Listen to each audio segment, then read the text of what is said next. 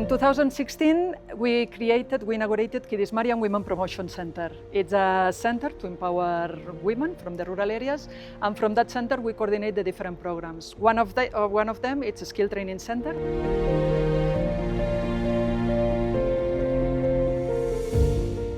450 young women every year receive different skill trainings in food preparation, tailoring, hairdressing, and the idea is them to create their own works or to make contacts with different job experts to work in enterprises in the area.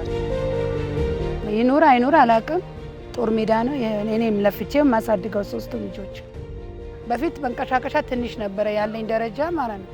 ቁጠባ ተጀመረ ብዙ ነገር ለውጥ አይቻለው በልጆች በፊት 120 ነበር። አሁን ደግሞ እድገታችን ሲጨምር በ15 ቀን 170 ብር ነው የምንቆጠው።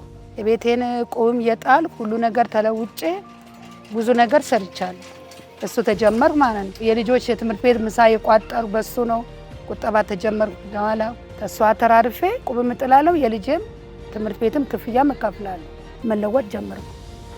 በፊት በጣም ያንሰኝ ነበር። 20 ኪሎ ሽንኩርትና 10 ኪሎ ነው ማመጣ ነበር። አሁን እስከ 70 እስከ 80 ቶም ሽንኩርት ማመጣል።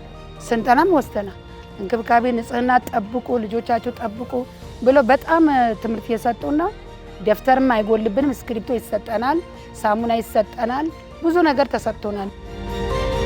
ቅድስት ማርያምና አስባነሽ አመሰግናቸዋለሁ።